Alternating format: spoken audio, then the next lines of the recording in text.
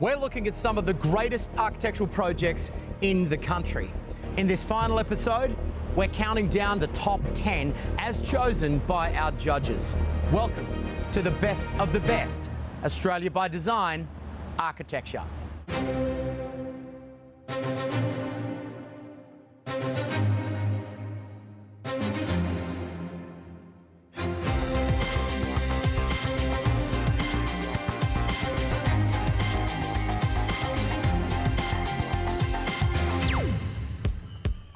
What I love about this series is that we have a fantastic representation of what architects can do. The projects featured come from a wide range of geographies around Australia and also a range of architectural genres.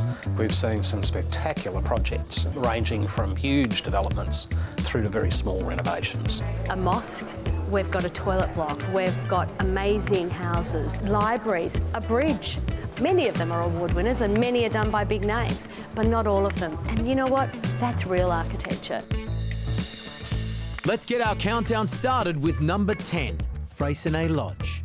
It was to keep in brief with keeping with the Indigenous culture and the natural bushland. And the connection between the internal and the externals has been really well done while still respecting the heritage and the environment. Peter. Hey, Jamie. Hello, how are you? Good to see you. This is magnificent. You like it? Oh, I absolutely love it. This is a fairly radical concept. What made you come up with all these curves?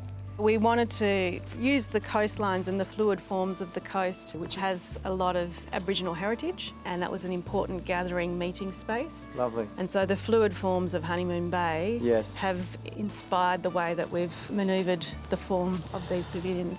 Now, this is also quite interesting. I've not seen this before, but it's very, very clever. We didn't want a balustrade to interrupt with the views. Yeah. Well, it's still the same balustrade height, but it Yes. starts at a lower point. Yeah. But you should try and experience it because Well, people... I think I'm just gonna trust you and... That works. It's more comfortable than it looks. Yeah. So this is the living area. Beautiful. It doesn't matter where you sit, you're really drinking in that incredible view, yeah? Yeah, it's beautiful, isn't it? And in this particular pavilion, you get half of it's nature and then half of it's got this beautiful water view. So this one has full 180-degree views of the bay and the coastline. I just can't wait to come and stay. Can I stay? I'm sure you can. Let's talk to someone, shall we?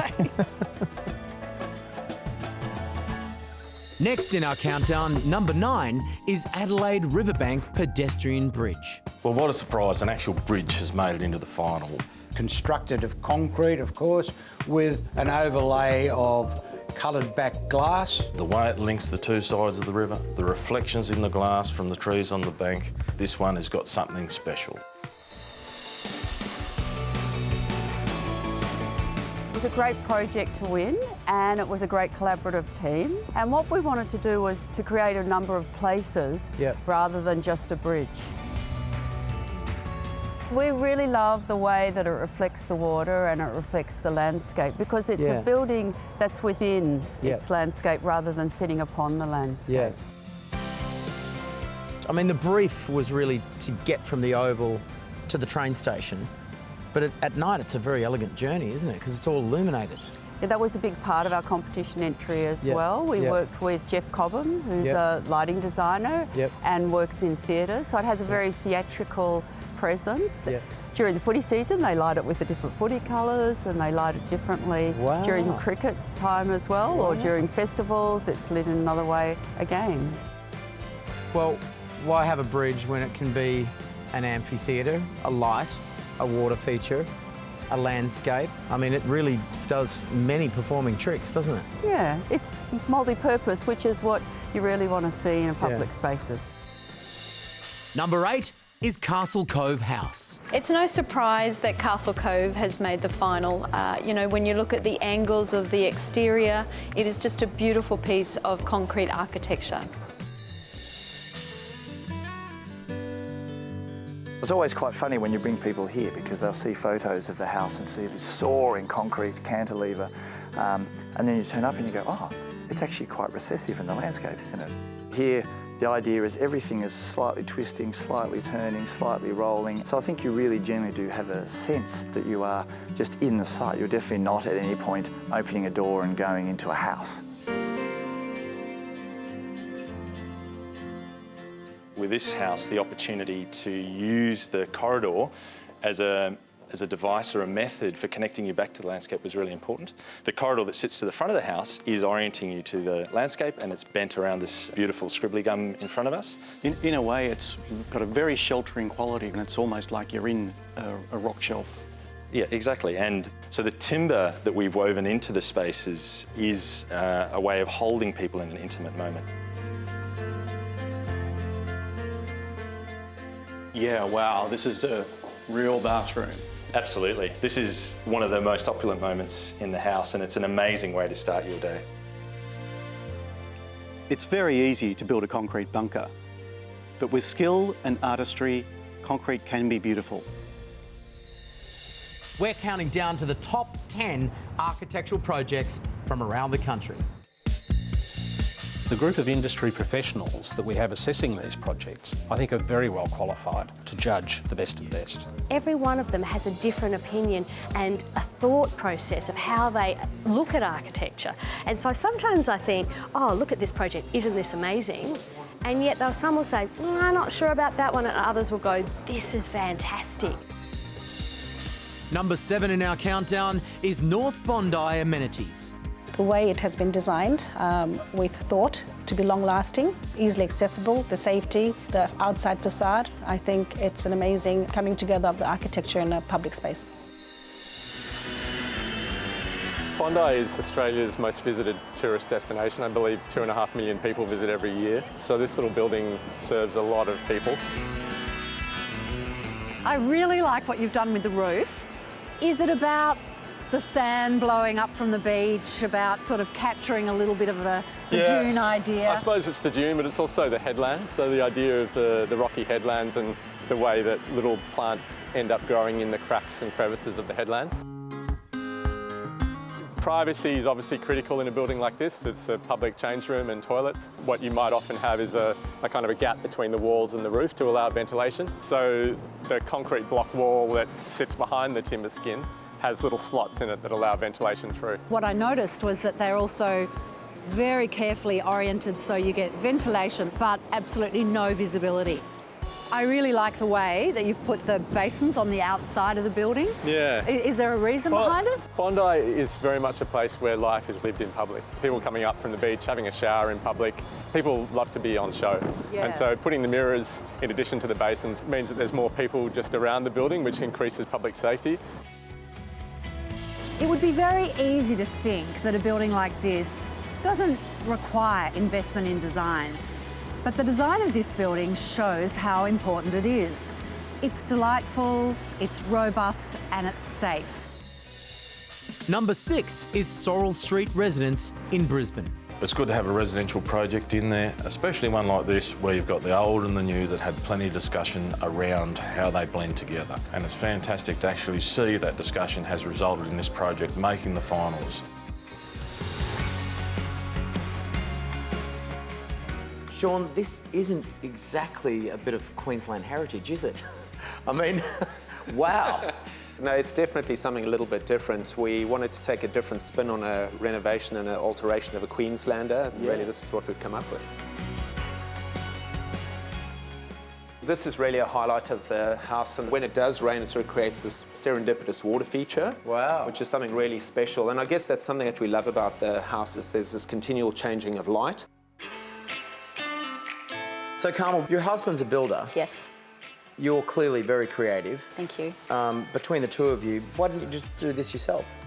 Oh, that would be impossible. Sean was a cycling friend of my brother's, and that was sort of the catalyst to approaching him to begin with. So there are a couple of bikies? Yes, but I needed some inspired solutions. It just all went from there. Well, look, it was a match made in heaven. I think this is really a very impressive piece of work. Thank you very much. Victoria Avenue House in Perth comes in at number 5. Its skillful architecture was recognised by the full panel.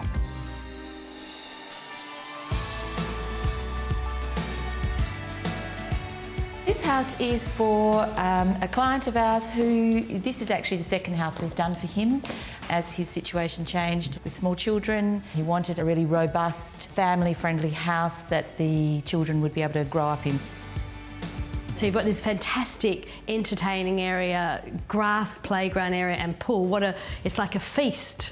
Yes, indeed, it is like a feast. I think we wanted it to be really open so the spaces would flow really fluidly one into the other, and we wanted to try and avoid using lots of walls and doors. So this space is really one large space divided up by things like this courtyard which comes into the space, separating This brings the garden in. Another detail I'm really interested to know about is this amazing screen. Yeah, this was another challenging detail actually. The owner, who was also the builder, came up with the ingenious idea of actually pouring it in situ, which was going to remove a lot of the visual clutter of some of the engineering required to keep it in place. And we were very impressed with the outcome that he managed to achieve. Next, Green Square Library. I'm happy to see Green Square at number 4. It rated so highly because I think this is going to be the focal point for the growing community. I think it's a very impressive project. I would like to hang out there. It's a community hub, it's not just a library.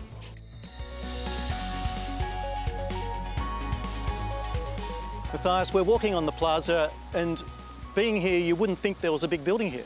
And the library actually pops up through the plaza like a series of prisms. Yeah, so the idea was that there'd be a series of kind of child's play blocks that would scatter across the plaza surface. So there's an entry triangle, a library garden, a library tower with stacked program rooms or activity rooms. We really thought about this as the community centre for the 21st century.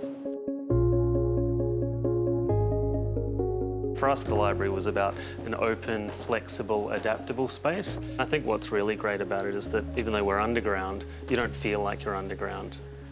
So the way the garden just slices into the space, it's so generous, the way that it drops light into the whole area of the main building.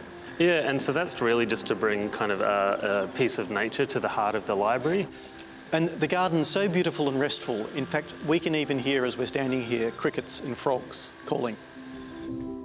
In comparison to the open plan community room of the space below the plaza, the tower has a whole lot of stacked meeting rooms, so it's kind of like a layer cake of different activity. So there's this space, there's a computer lab, a black box theatre kind of music room with a sprung timber floor, and right on top is an anything room. And even above that is actually a mechanical plant room, which is visible from the plaza.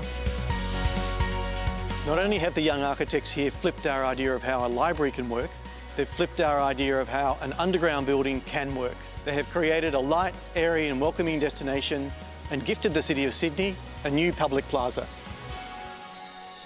Number 3 is Punchbowl Mosque in Sydney. It represents architectural detailing at the highest standard. The Punchbowl Mosque getting through to the final round really is a validation of the quality of the architecture in this project.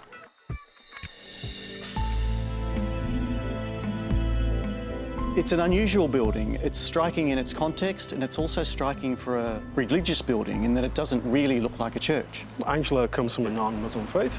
Part of the reason why we were engaged to develop this site was the client's desire to be more open and welcoming towards the broader community. Part of the client's brief was to design a building that would last for 100 years. Angela's intent was being a spiritual religious building that would be here for 1,000 years. Perhaps the best way to experience the building would be as the worshippers would, if you come this way. Wow.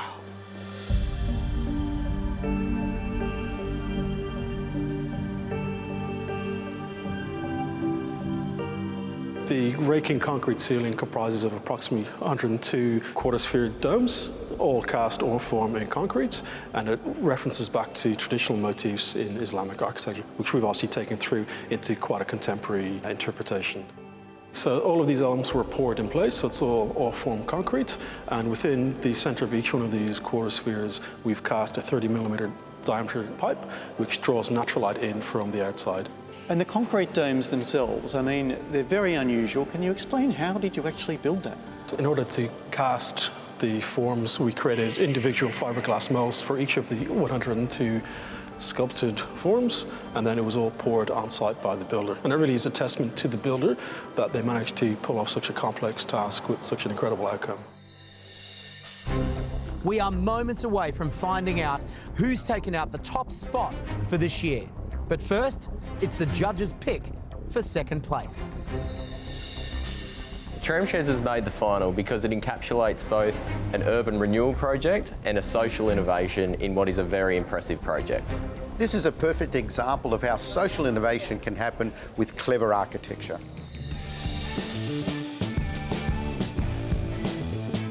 Let me show you this, what we got from day one. Wow, when we look at this, it's like, what a challenge. But at the same time, what an inspiration place we could start from. What a beautiful environment. What a robust material, what an outrageous the colours. Environment. Yes.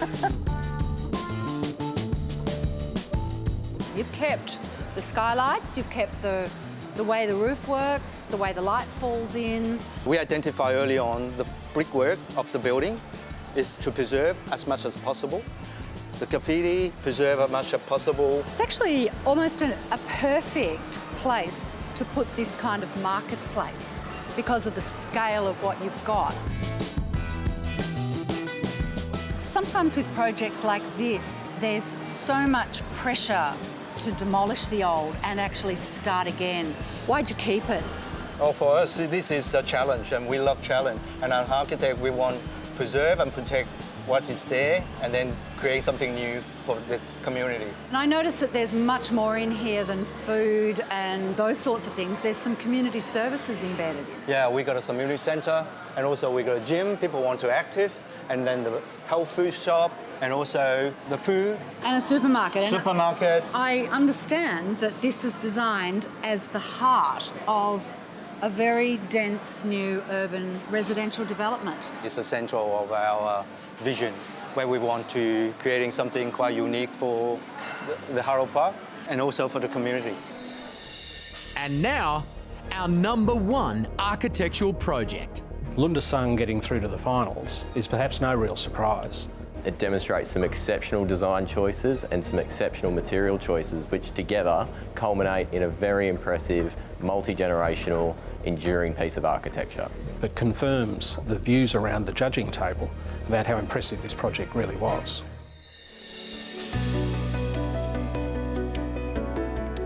It's a very large site, and to be honest, it took us some time to work out what we're doing here.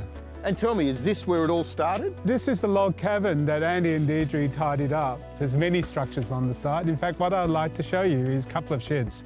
So this is the first structure we designed on the site. So who builds a shed like this? Reno, I think you're starting to see the scale and uniqueness of the owner's vision for the whole project. So, John, this is shed 2? Yes, it's a storage shed. Yeah, I understand you're wanting to store stuff, but I'm looking at quality here. I'm looking at, cantilevered beams, wraparound zinc roof. Why? Why is a good question. One might ask why art, why music, why sports. There are so many things that we do that are much more than functional purpose. It gives us joy, beauty, and it tells us stories about our place in the world, and that's very much what architecture is here to do as well. So we've seen the original cottage, we've seen 2 sheds, if you can call them that, but now let's meet the guy behind all this. Wow, this is spectacular, Andy. We have 19 people in our immediate family, and they live all over the world. The pavilion is where my family come together. It's a great chance, a great spot to socialize. And when we get tired of each other, everybody goes off to the respective houses which are on the site. But you live here? No. Deirdre and I live in a house that's not far from here. Would you like to see it? Hang on, Rena. Oh. Secret door. Oh, Andy, this is lovely. Yes, this is our sanctuary. This is where Deirdre and I come to escape the mayhem in the pavilion. All the glass, we've been collecting this for years and years, and I'm a glass artist myself. So, Andy, this is the boudoir. Yeah, this is Deirdre's and my inner sanctum. I love it. And this is your ensuite, the size of a small Sydney apartment. And this bath, how spectacular is this bath? You know, I can imagine being in this, looking out at that landscape. Yes, well, we've been working pretty hard on the landscape and really trying to fashion a really close and intimate view in the landscape in here, as opposed to the really long views that we have out on the pavilion. I'd really like to come back with the Australia by Design landscape team and do a story on the landscape. What do you say? That'd be fantastic. We'd love it. Great. Congratulations to Loon de Sang for taking out the top position in our architectural series. We hope you'll join us next time for Australia by Design.